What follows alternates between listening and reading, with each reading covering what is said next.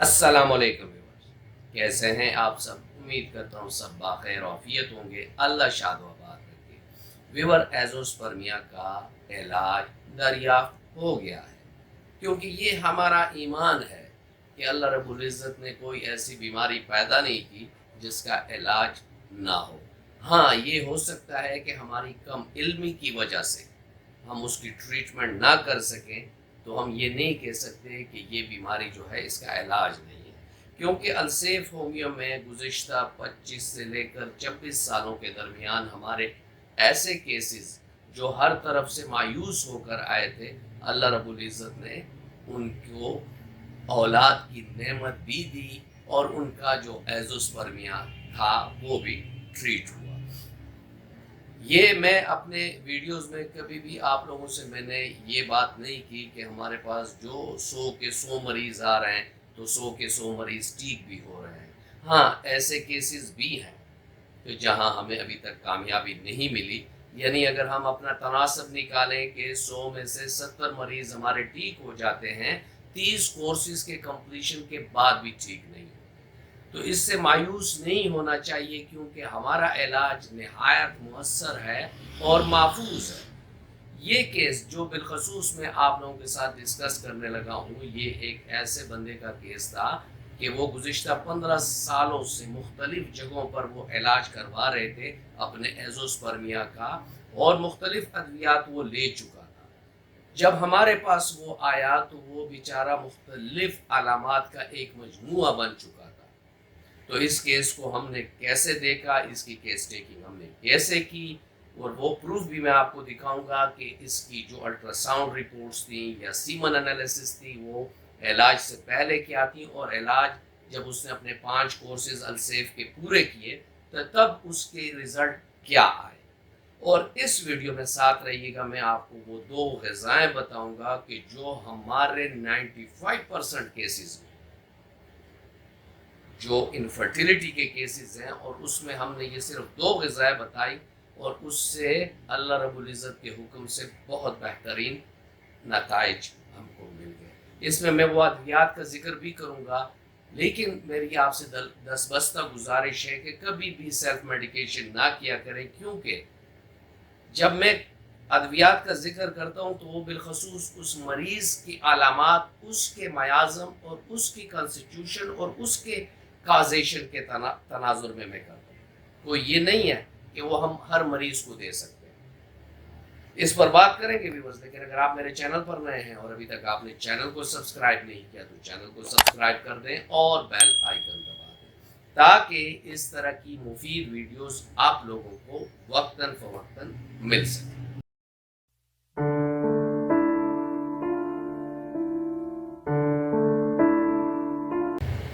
Viewer, मैं आपका ज़्यादा टाइम नहीं लूँगा। आपको पता है कि एज़ोस्पर्मिया उन मरीज़ों को कहते हैं कि जिनके स्पर्म बिल्कुल निल हैं, यानी उनमें काउंट भी नहीं है, मोर्टेलिटी क्या होगी और फिर उसकी मार्फोलॉजी क्या होगी। पेशेंट हमारे पास नहायत मायूसी वाली हालत में आया, और उसके पास जो रिपोर्ट्स थी उसकी हार्मोन, एक अजीब सी बात थी कि उसकी हार्मोन ठीक थी, LH, FSH, प्रोलैक्टिन, टेस्टोस्टेरोन, ये तमाम चीज़ें ठीक थी। उसकी जो ख़राबी वाली सेगमेंट्स थी उसमें एक अल्ट्रासाउंड में मसला था, जो कि आप स्क्रीन पर देख सकते हैं। इसमें बहुत बड़ी ख़राबी थी उसके अल्ट्रासाउंड में, क्योंकि लेफ़्ट जो साइडेड वेरिकोसिल था वो ग्रेड 3 ग्रेड 4 का था, यानी बहुत ज़्यादा इसका वेरिकोसिल था। और ऐसे में मरीज़ का अगर वेरिकोसिल इतना ज़्यादा हो तो उसमें डेफिनेटली हमें कई सारी मुश्किलात दिखनी पड़ती हैं।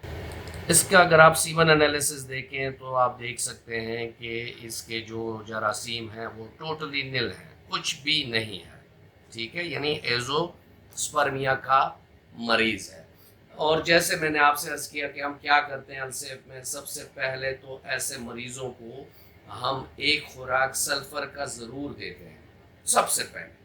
फिर 3 दिन बाद उसको बुलाते हैं और फिर उनसे ये पूछते हैं कि आपके अलामात, आपका मयाज़म, ये तमाम उसकी काजेशन जो कि रिपोर्ट्स में भी हो सकती हैं, और वर्बली यानी ज़ुबानी भी हमें वो बताते हैं कि हमारा ये मसला है। تو جب ہم نے اس کا میازم معلوم کیا تو اس مریض کا میازم جو تھا وہ کینسر میازم تھا. ٹھیک ہے. اس مریض کی جب ہم نے کیس ٹیکنگ کمپلیٹ کی کازیشن میں، اس کی بچپن کے ٹائیفائڈ بہت لمبا عرصہ اس کو رہا، اس کو مختلف ادوار میں گلے کی تکلیف یعنی ٹونسلز، کان پڑے نہیں تھے، ممس نہیں تھی، لیکن گلے کی خرابی کی وجہ سے اسے وقتاً فوقتاً 103 104 کا ٹمپریچر رہتا تھا بچپن میں. بعد میں بھی پھر مشتنی کی اس میں ہسٹری بھی تھی، اور ساتھ میں کچھ اور بھی ایسے عوامل تھے کہ جن کو ہم نے کیس ٹیکنگ میں لیا.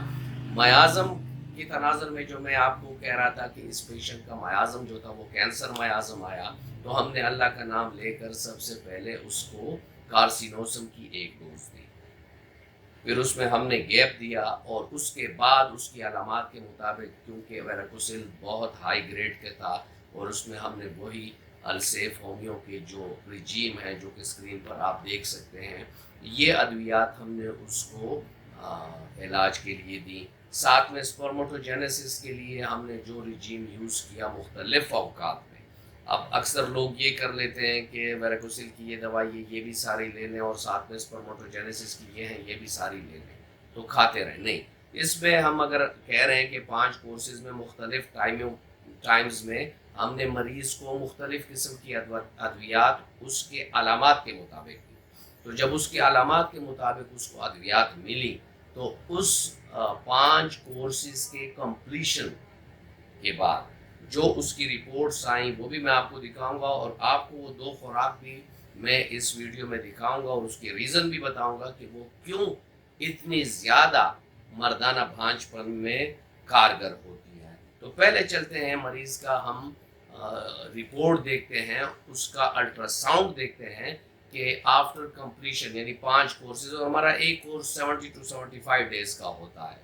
تو 5ویں کورس کے بعد ہم نے اس کو کہا کہ بھئی آپ الٹرا ساؤنڈ اور سیمن انالیسس کرا لیں، اور الٹرا ساؤنڈ جو تھا وہ آپ کے اسکرین کے سامنے یہ ہے، جو کہ بالکل نارمل رپورٹ آ چکی تھی، یعنی اس کا ویریکوسل میڈیسن کے ساتھ ٹھیک ہو. یہ آپ دیکھ سکتے ہیں کہ اس نے جب اپنا سیمن انالیسس کرایا تو اس کی خوشی کا کوئی ٹھکانہ نہیں تھا، کیونکہ جو ٹوٹل سپرم کاؤنٹ تھا وہ 90 ملین تھا، پس سیل نہ ہونے کے برابر تھے. مورٹیلٹی اس کی جو تھی وہ 45 تھی، 32 چاہیے ہوتی ہے لیکن اس کی 45 تھی تو وہ بھی بہترین تھی. مارفولوجی اس کی 70 تھی، یعنی ہر لحاظ سے اس کی جو رپورٹ تھی وہ اس قابل تھی کہ اللہ رب العزت کے حکم سے اس کی اولاد پیدا ہو. جیسے میں نے آپ سے وعدہ کیا تھا کہ ویڈیو کے آخر میں آپ کو وہ 2 فوڈ بتاؤں گا جو اس مریض نے اپنے 5 کے 5 کورسز میں متواتر لی ہیں. تو وہ خوراک کیا تھیں، چلتے ہیں اپنے اسکرین پر، اور وہ خوراک اور اس کی وجہ دونوں میں آپ کو بتاؤں. یہ دیکھیں جی 2 خوراک انڈے، لیکن انڈوں میں اکثر لوگ پھر باغم باغ وہی برائلر مرغی والے انڈے لیتے ہیں، لیکن یہ دیسی مرغی کے انڈوں کی ہم نے اس سے بات کی تھی اور اس نے لی تھی، اور آپ کو پتہ ہوگا کہ ان میں پروٹین بڑا ہائی ہوتا ہے، کیلسٹرول بھی ہوتا ہے، اور آپ کو پتہ ہے کہ کیلسٹرول آپ کے اسپرموٹوجینیسس یا ہارمونز کے لیے کتنا ضروری ہوتا ہے.